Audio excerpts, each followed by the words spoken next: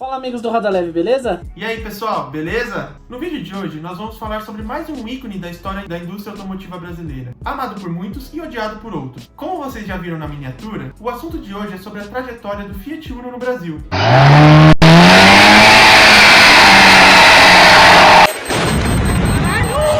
Então, sem mais enrolação, bora pro vídeo! A história do Fiat Uno começa em 1970, com dois estudos encomendados pela marca italiana. O projeto 143, que era desenhado pela equipe de Pierre George Tronville do Centro Stile Fiat, e o 144, desenhado pela Ital Design de Giorgetto Giugiaro, o tão famoso designer conhecido por ter projetos desenhados para a Ferrari. O design foi inspirado no Lancia Y10, e seu projeto, apesar de simples, trazia inovações para a época, como a implantação de motor na posição transversal, tração dianteira e suspensão McPherson, com molas helicoidais na dianteira e na traseira. Era usado ainda eixo de torção, assim como o Volkswagen Fusca, em conjunto com molas helicoidais também na traseira.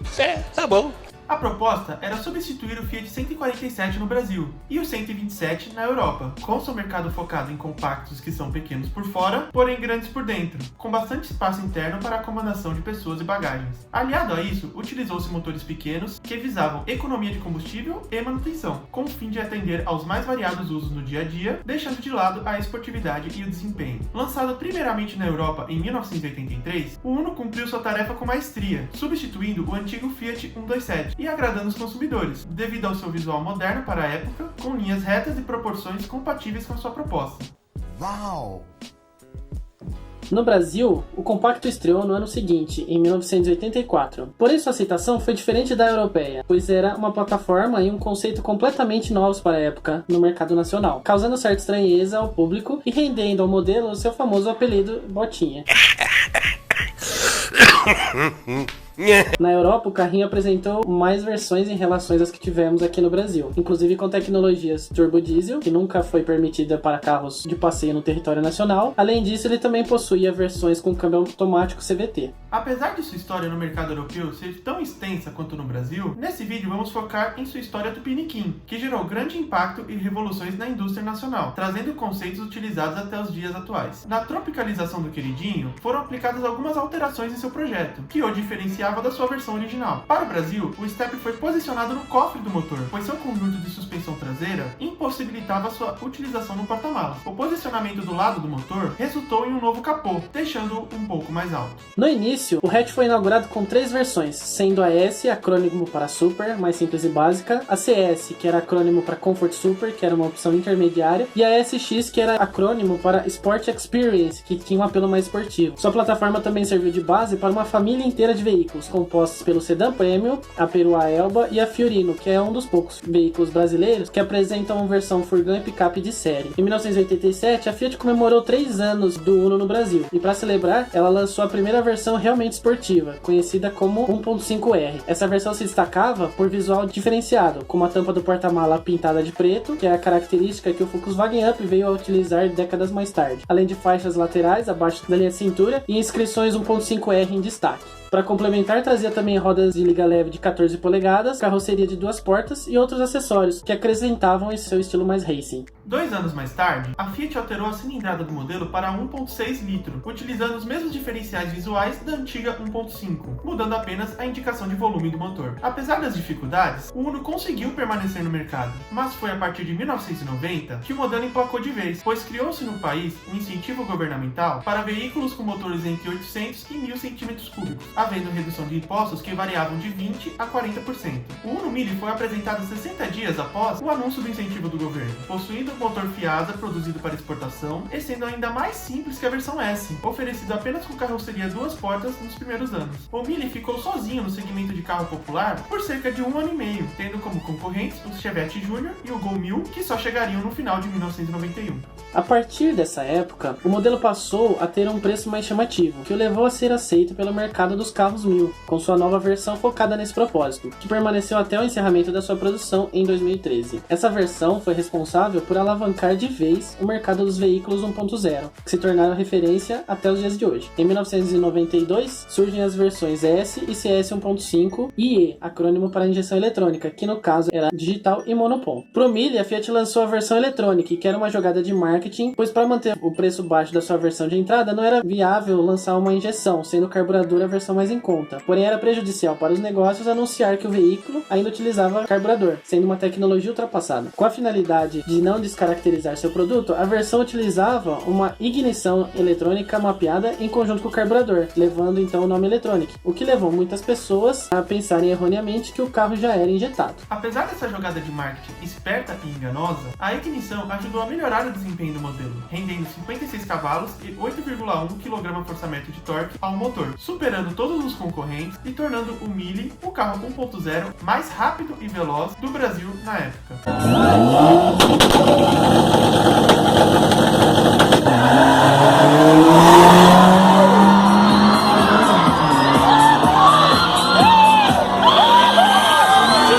A título de comparação, enquanto o primeiro Mille acelerava de 0 a 100 em 21,5 segundos e o Gol 1000 levava 19,5 segundos, Nossa, que bosta!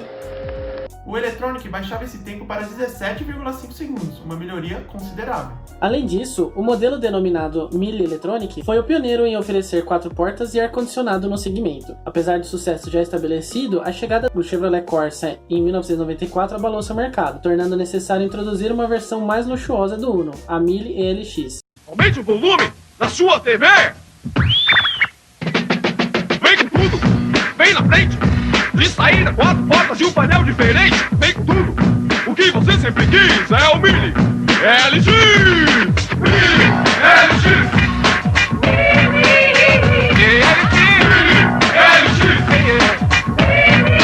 Vem com tudo!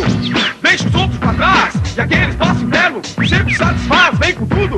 O que você sempre quis é o Mille LX! Mille LX!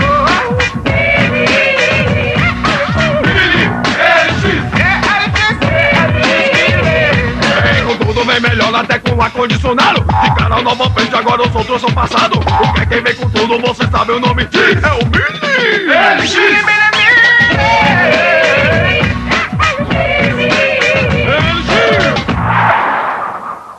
Tal modelo trazia algumas novidades, como a frente baixa, faróis mais estreitos, que já eram adotados nas versões ES, CS e 1.6R, um painel completamente novo, semelhante ao do 1.6R, além de novos bancos e revestimentos internos de melhor qualidade. Outra mudança foi na parte superior da alavanca de câmbio, tornando as trocas mais curtas e precisas, o que anteriormente era um dos pontos negativos do Uno. Em 1994, a Fiat trouxe da Europa a versão turbo do modelo, que por lá já existia desde 1985, porém com as devidas modificações para atender ao mercado nacional. Essa decisão da marca de trazer um modelo turbo-alimentado do compacto trouxe grande inovação para a época, já que nesse período existia um preconceito com o uso do turbo pelo público, que enxergava o equipamento como item de luxo para playboys e rachadores. O Uno Turbo foi o primeiro veículo turbo-alimentado de fábrica, sucedido pelo Tempra, também da Fiat, e mais tarde pela famosa bomba Maré.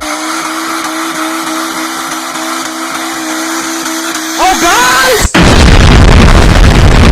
Foi o modelo que veio para rivalizar com a tríade esportiva nacional, o Gol GTI, o Cadete GSI e o Escort XR3. Seu motor era importado direto da Itália, o que exigiu da montadora algumas alterações no monobloco da plataforma brasileira para a mecânica servir corretamente. Sua injeção, como já mencionamos no vídeo da história do Cadete, era a Bosch Electronic, devidamente importada e preparada para sobrealimentação. Seus números surpreendiam na época, pois era um motor 1.4 de 1.372 cm3 de deslocamento, sobrealimentado por uma turbina Garrett que gerava 118 cavalos e 17,8 kgfm de torque, levando o carrinho de 0 a 100 em apenas 9,2 segundos e atingindo incríveis 195 km por hora de velocidade máxima. O mais interessante era que a Fiat oferecia curso de pilotagem aos proprietários que adquiriam os modelos 0 km, semelhante ao que a Ferrari faz com alguns veículos super esportivos, salvas as devidas proporções. Óbvio. Para os menos exigentes e com preferências menos extravagantes, a italiana ainda disponibilizou, um ano após o lançamento do Turbo, a versão 1.6 MPI, derivada da versão 1.6R. Dessa vez, o compacto adotava um visual mais sleeper, sendo uma versão completa e topo de linha com motor grande para o conjunto, mas sem os adereços visuais que delatavam a sua esportividade. Essa versão contava com um painel completo com contagios, indicador de portas abertas individuais, rádio de série, ar-condicionado, trio elétrico original de fábrica, direção hidráulica, cinto de 3 pontos na traseira, encosto de cabeça vazado e lindas rodas de 14 14 polegadas estilo catavento. Previsto para ser substituído pelo Fiat Palio em 1996, o mercado mostrou que a pequena botinha ainda tinha fôlego para permanecer mais alguns anos no mercado. Nessa fase, os modelos com motorizações maiores que a versão Mille foram descontinuados para dar espaço às versões do Palio,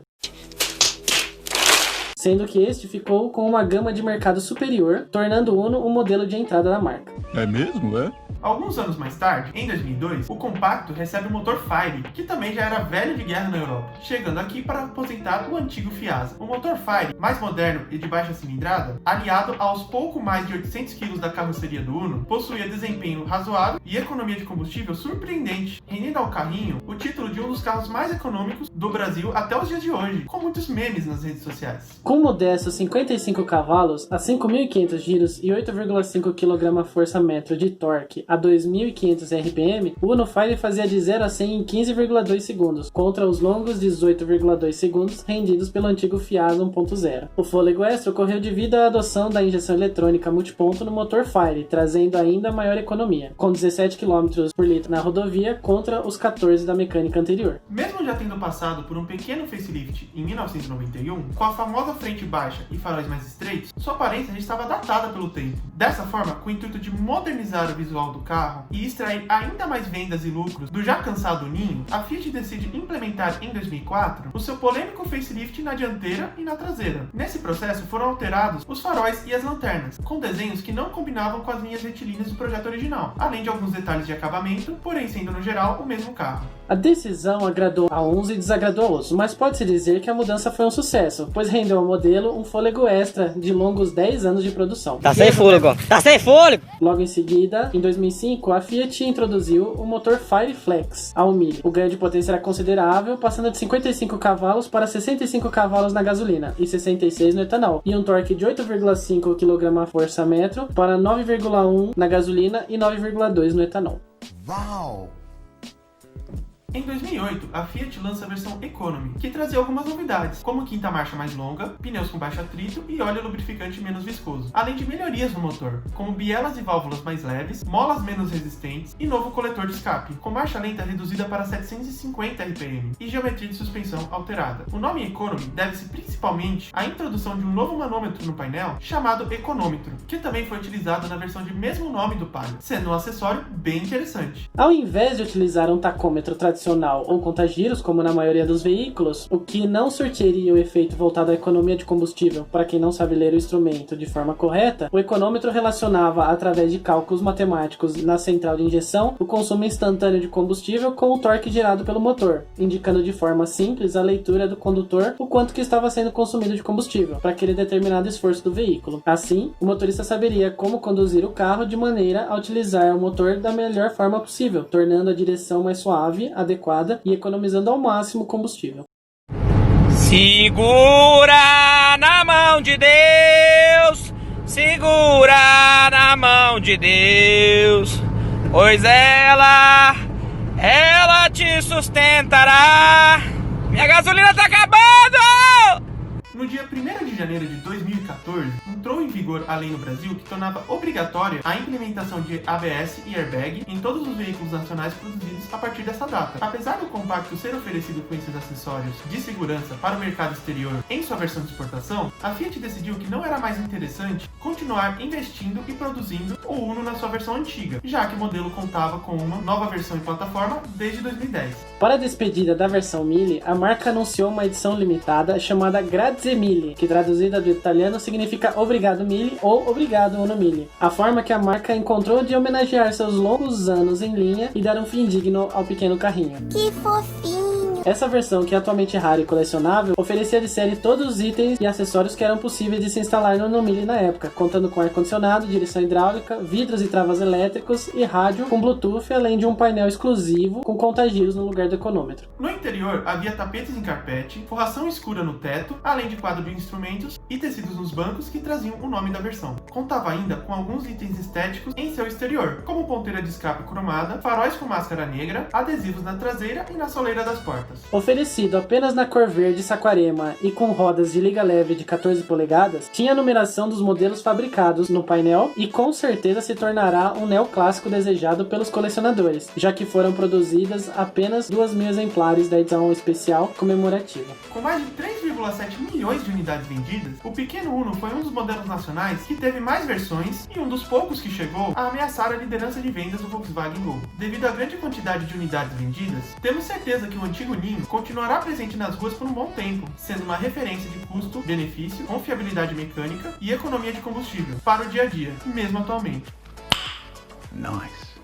A versão moderna, com nova plataforma, ainda está em linha, preservando algumas de suas boas características, como robustez mecânica e economia, porém nunca terá o mesmo carisma conquistado pelo modelo anterior, correndo o risco de ser extinto, pois atualmente se posiciona entre o Fiat Mobi, modelo de entrada, e o Fiat Argo, modelo mais moderno, sendo meio termo que muitas vezes não justifica a compra. Bom, essa foi a história do Fiat Uno. Se você não viu os nossos outros 3 vídeos sobre a história do Gol, Escort e do Kadett, não se esqueça de conferir aqui na descrição. As nossas redes sociais vão estar todas aparecendo aqui na tela, então não se esqueça de deixar o like, curtir, compartilhar o vídeo com os amigos e ativar o sininho para sempre ser lembrado quando um vídeo novo for ao ar. É isso aí, pessoal, muito obrigado pelo acesso e valeu! Agradecemos sua assistência e até a próxima.